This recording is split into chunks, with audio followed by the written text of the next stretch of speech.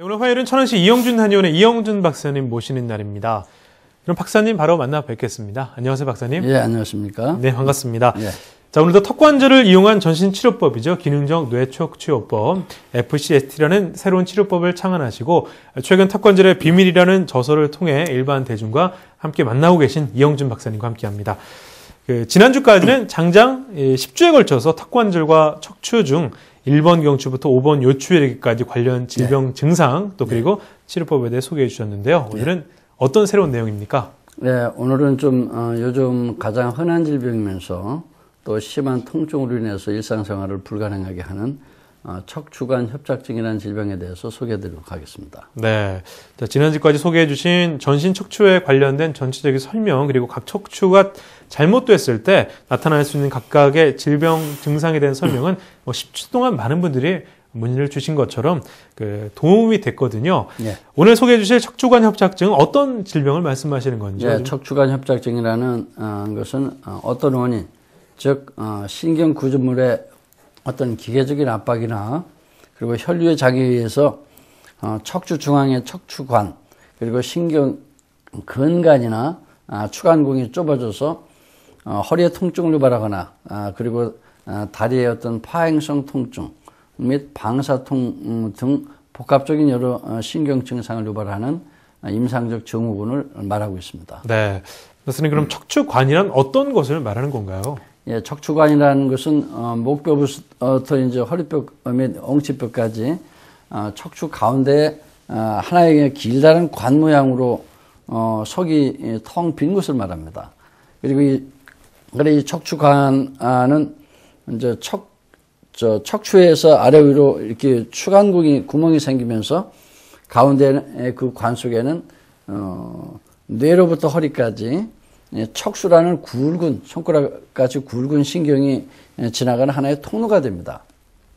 그리고 이 통로를 통해서 팔다리까지 모든 신경이 연결되어 있습니다. 그리고 또한 척추관 협착증은 척추강 협착증이라고도 얘기하고 있습니다. 네, 그럼 척추관 협착증은 어느 부위에서 가장 잘 발생이 되나요? 예, 척추관 협착증은 주로 이제 허리 요추 부위에 가장 많이 발생하게 됩니다. 네. 그래서 허리 부위에 발생한 경우에는 요추 척추관 협착증, 이거를 줄여서 요추관 협착증이라는 표현을 쓰게 되고, 경추 부위에 발생할 경우에는 경추 척추관 협착증 또는 경추관 협착증이라는 용어를 쓰고 있습니다. 네. 그럼 척추관 협착증의 원인을 현대의학에서는 어떻게 보고 있습니까, 박사님? 예, 현대의학에서는 노화에 따른 어떤 퇴행성 병변이나 그리고 골극에 의한 척추관의 협착, 그리고 주변 점막의 부종으로 인한 신경의 어떤 압박, 그리고 외상 및 선천적인 원인 등으로 보고 있습니다. 특히 척추뼈와 이 뼈 사이에는 탄력적인 추간 조직이 있는데 이것을 이제 추간판, 이 디스크라고 표현을 하죠. 네. 그리고 이 척추뼈 내부에는 이제 이 디스크 그 안쪽에는 수액으로 되어 있고 겉은 이 단단한 섬유질로다가 쌓여 있습니다. 섬유륜으로 쌓여 있죠. 그래서 퇴행성 병변이 시작되게 되면은 추간판이 척추에 부착된 부위, 이제 일부가 떨어져 나가면서 가시 같은 모양으로 이제 뼈가 튀어나오기도 하는데 이것을 골극이라고 얘기하고 있습니다. 그리고 동시에 척추관을 구성하는 후관절 돌기, 뒤쪽에 후관절 돌기나 추궁, 황색인대 등에서도 변성이 오면서 두꺼워져서 이 척추관의 전후 또는 좌우 사이에 이제 사방이 좁아지게 되죠. 이때 척추가 이제 앞이나 또는 뒤쪽으로 휘어지게 된다면은 이 속을 지나는 척수와 신경근을 직접 압박을 주게 되고 또 혈류 장애를 일으키면서 여러 가지 증상이 나타나는데 이것을 척추관 협착증이라고 하고 있습니다. 그래서 이 퇴행성 척추관 협착증은 운동량이 많은 허리뼈하고 경추부에서 잘 발생되고 등뼈인 흉추에서는 잘 발생이 안 되고 있는 편입니다. 네, 박사님 그럼 허리 부위의 척추관 협착증의 주요 증상은 무엇이고 또 허리 디스크나 다른 척추 질환과는 증상이 어떻게 좀 다를까요? 예, 요추관 협착증인 경우는 허리 통증이 좀 더 빈번하게 나타나게 됩니다.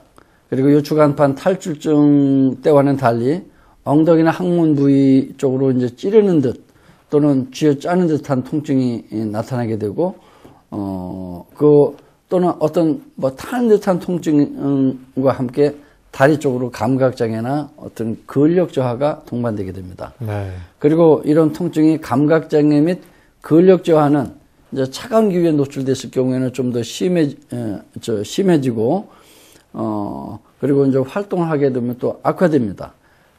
반면에 이제 따뜻하게 해주든지 안정을 취하게 되면은, 호전되게 되죠. 그리고 더 심해지면은 이제 허리를 굽히거나 걸음을, 멈추고 쪼그리고 앉게 되면은 통증이 이제 잠시 사라졌다가 다시 보행을 하게 되면은 또 증상이 나타나는 그 반복적인 증상이 나타나게 됩니다. 그리고 이 협착증의 이제 정도가 심할수록 보행거리가 짧아지게 됩니다. 조금 가다가 또 쉬었다 가다 쉬었다 하게 되겠죠. 네. 그리고 보통 종아리, 발목, 무릎, 허벅지 또는 엉덩이나 서해부를 따라서 아주 넓은 부위의 감각 소실 및 저림감 같은 감각 이상 증상이 생길 수도 있고, 보행장애 및 운동부전 등이 생기게 됩니다. 그리고 아주 심해졌을 때는 이제 괄약근의 문제가 오면서 배뇨장애가 또 생길 수도 있습니다. 네. 그래서 그럼 목 부위의 척추관 협착증이죠. 바로 경추관 협착증인데요. 주요 증상 또 목 디스크와는 어떤 증상이 좀 다를 수 있나요? 예, 경추관 협착증의 임상 증상은 주로 신경 조직의 손상 정도에 따라서 목 부분에 어떤 통증이 나타난다든지 어깨와 양팔의 통증, 그리고 양팔의 운동이나 감각 이상이 나타나게 되고 또 척수병증 등으로도 나타나게 됩니다. 그리고 목이나 어깨, 양팔의 신경근을 따라서 나타나는 통증이 이제 가장 흔한 증상이면서 보통 이제 50세 이후가 되면은 대부분 조금씩 이런 증상이 나타나는 편입니다. 그리고 증상의 어떤 완화와 악화가 반복되면서 수개월에서 수년에 걸쳐서 이런 서서히 진행되다가 어떤 외상을 받게 되면은 갑자기 또 악화되게 됩니다. 네. 지금 소개해주고 계신 척추관 협착증의 진단과 검사에는 현재 어떤 방법이 좀 활용이 되나요? 예, 우선 환자가 호소하는 증상을 통해서도 대충 예측해 볼 수는 있습니다. 그러나 이제 좀 더 정확하게 확인하기 위해서는 이제 현대의학에서는 이제 방사선학적인 검사로 확진을 해야 됩니다. 네. 단순 방사선 검사만으로도 척추 전방전증이나 어떤 퇴행성 여부는 어느 정도 확인이 가능합니다. 그러나 척추관의 어떤 좁아진 그 정도를 좀 더 정확하게 파악하기 위해서는 반드시 척추 전산화 단층 촬영이나 척추 자기 공명 영상, 즉 MRI나 또는 척수 조영술 등을 통해서 확인하게 됩니다. 이 중에서 단순 방사선 검사라든지 또는 척추 자기 공명 영상 촬영은 이 추간판의 어떤 변성도 확인할 수 있고, 그리고 척추 압박이 어느 정도 심한지도 알아볼 수 있으면서 좀 더 자세히 볼 수 있는 방법이기도 합니다. 네. 박사님, 그럼 척추관 협착증의 치료는 양 한방에서 어떤 식으로 이루어지고 있고 효능 효과는 어떤가요? 예, 양 한방에서는 모두 먼저 일반적인 보존적인 치료를 가장 먼저 시행하게 됩니다. 그래서 가장 먼저 이제 양 한방 모두 운동에 제한을 시키면서 안정을 취하게 하도록 하죠. 그리고 또 양방에서는 특히 어떤 소염 진통제라든지 근육이완제 등을 먼저 투여하고, 그리고 어떤 보조기의 착용이라든지, 열치료, 마사지, 견인치료 등의 여러 가지 물리적인 치료법과 운동요법을 시행하게 됩니다. 네. 그래도 호전이 없거나 만약에 근력저하나 척수 손상이 어떤 증상, 그리고 마미 총증후군 등이 생길 경우에는 양방에서는 어떤 이제 요추의 경우 이제 감압술을 한다든지, 또는 이제 추간공 확장술을 통해서 신경근이 눌리지 않도록 하고 있습니다. 네. 그리고 더 심할 경우에는 이제 그 금속내 고정 장치를 이용하고 있죠. 그러나 이제 한방에서는 주로 이제 보존적인 치료법으로서 추나요법이 가장 많이 활용되고 있고요. 그 외에도 한방 물리요법, 운동요법, 약침요법, 그리고 봉침요법이나 약물요법 등의 다양한 방법이 같이 시행되고 있습니다. 네. 그렇지만 저희 클리닉에서는 아주 전혀 다른 각도에서 턱관절을 이용한 전신 척추 구조를 바로잡아주는 FCS라는 치료를 통해서 더욱 안정되고 효과가 지속되면서 또 빠른 효과를 나타낼 수 있는 치료를 시행하고 있습니다. 네. 그 이외에도 이제 보완적인 치료 방법으로 골반 균형요법, 그리고 두개천골 교정요법 등을 같이 병행하고 있습니다. 네. 자, 그럼 박사님 클리닉에서 치료법으로 사용하고 있는 FCST라는 치료법이 궁금한데요. 예. 어떤 원리로 치료하고 또 방법인지 좀 자세히 예. 소개해 주세요. 저희 클리닉에서 활용되고 있는 FCST라는 치료는 턱관절의 균형 조절을 통해서 전신의 척추를 정렬시켜주는 치료법입니다. 척추관 협착증이든, 그리고 척추 디스크든, 또는 퇴행성 척추증이든 척추 질환이 왜 발생하겠습니까? 척추 구조가 틀어지거나 굽어지고 또는 삐뚤어지지 않고는 생길 수 없는 질병입니다. 그렇다면 가장 먼저 해야 될 일이 무엇이겠습니까? 굽어지거나 틀어진 척추 구조를 원래 정상 구조로 되돌려줘야 되는 거 아니겠습니까? 네. 그래서 저희 클리닉에서는 가장 먼저 경추와 흉추, 요추, 골반 등을 정상 구조로 만들어지기 위해서 머리끝부터 발끝까지 척추의 무게 중심을 정상 중력 중심 축에 놓이도록 하는 FCST 치료를 핵심 치료를 하고 있습니다. 그러기 위해서 턱관절의 균형 조절을 이용하고 있을 뿐입니다. 네. 박사님, 그럼 일반인들은 주로 전신의 틀어진 척추 구조를 정상화 시킨다고 하면서 왜 멀리 떨어진 턱관절을 이용하는지 상당히 궁금해 하거든요. 예, 척추 구조는 목뼈부터 허리뼈까지 여러 개의 척추뼈가 관절을 이루면서 연결돼서 하나의 기둥 형태를 이루고 있습니다. 이 기둥 형태의 척추뼈를 그래서 한자로 기둥주자를 써서 척주라고 표현하고 있습니다. 네. 그럼 이 기둥 형태의 척추의 기둥, 척주는 오히려 머리와 연결되고 아래로는 엉치뼈 또는 골반, 꼬리뼈랑 서로 관절로서 연결되면서 33쌍의 척추신경이 분포돼서 이게 전신의 모든 기능을 관장하고 있습니다. 문제는 기둥 형태의 이 척추뼈가 정상적인 형태의 생리적인 커브를 만족시키는 구조 형태를 가지고 있다면 어떤 척추 질환이라도 생길 수 없다는 것입니다. 네.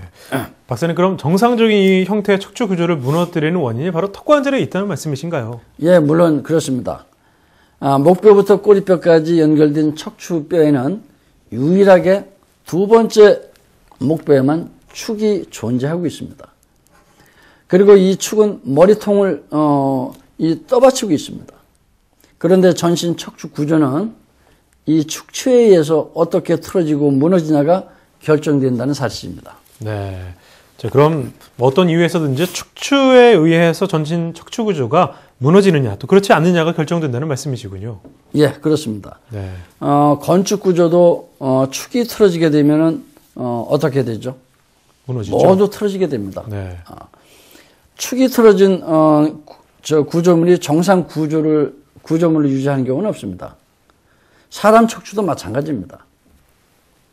축추가 틀어지지 않고서는 목뼈나 등뼈나 허리뼈는 틀어질 수 없게 되어 있습니다.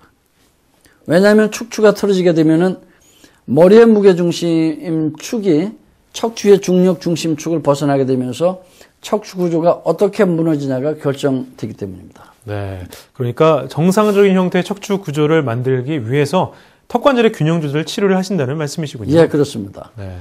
중요한 것은 축을 틀어지게 하는 원인이, 즉 척추에 유일하게 존재하는 두 번째 목표인 축을 틀어지게 하는 원인이 유일하게 턱관절에 있기 때문입니다. 턱관절에 분포된 9개의 뇌신경, 그리고 이 9개의 뇌신경과 연결된 각각의 136개의 근육들, 그리고 이 136개 근육과 연결된 24마디의 척추, 특히 이 턱관절 주변을 지나는 5번 뇌신경이 이 경추 1, 2번, 즉 축과 연결되어 있습니다. 그래서 틀어진 축을 두 번째 목표인 축을 원래 위치로 되돌려주기 위해서는 턱관절의 어떤 균형 조절, 즉 턱관절을 치료하지 않고서는 불가능하게 됩니다. 즉 양측 턱관절에서 신경에 어떤 압박이 없다면은 틀어진 축과 수많은 근육으로 연결된 척추의 구조는 다시 원래 위치인 정상 구조로 돌아갈 수 없기 때문입니다. 네. 자, 오늘도 좋은 말씀 감사드리고요. 예. 척추를 튼튼하기 위해서는 어떻게 해야 할지 소개와 함께 오늘 마무리를 좀 해주세요. 예, 튼튼한 척추를 위해서는 가장 먼저 턱관절의 좌우 균형이 이루어져야 한다고 저는 생각하고 있습니다. 그러기 위해서는 한쪽으로 씹는 습관을 이제 지향하고 양쪽으로 씹는 저작 습관을 가져야 합니다. 그리고 턱을 괴거나 또는 손톱을 물어뜯는 습관, 딱딱한 음식을 자주 즐겨 먹는 습관 등 부정적인 여러 가지 구강 습관을 고쳐야 합니다. 그 다음으로 중요한 것은 평상시 항시 바른 자세 습관을 생활화하는 것입니다. 앉고 서고 걷는 자세 습관을 모두 가슴을 아주 활짝 펴고 그리고 척추를 고추 세운 바른 자세를 유지하셔야 합니다. 또 중요한 것은 항상 긍정적인 마음을 가지며 하루 1시간 이상 걷는 보행 습관의 생활화입니다. 그리고 육식과 인스턴트 식품을 가능하면 지양하고 채식과 현미식 위주의 식이 습관으로 내부 장기도 튼튼하게 하는 습관의 생활화입니다. 네. 또 턱관절 중에서 전신 척추 구조를 정상화시켜주는 FCSD 치료를 받고 계시는 여러분들은 바른 이 자세에서 구강 내 균형 장치를 착용한 상태에서 이 하루에 2 내지 3분씩 1시간마다 2 내지 3분씩 턱 스트레칭, 목 스트레칭, 몸 스트레칭 그리고 보행 운동 등을 자주 생활을 해 주신다면 항상 건강미 넘치는 생활이 되실 것입니다. 시청자 및 청취자 여러분 모두 바른 마음 자세, 여러분 모두 바른 마음 자세 그리고 바른 척추 자세와 규칙적인 운동 그리고 바른 식사 습관을 통해서 건강하고 행복한 하루하루가 되시길 바랍니다. 네, 감사합니다. 네. 자, 오늘은 턱관절과 척추관 협착증에 대해 알아봤습니다.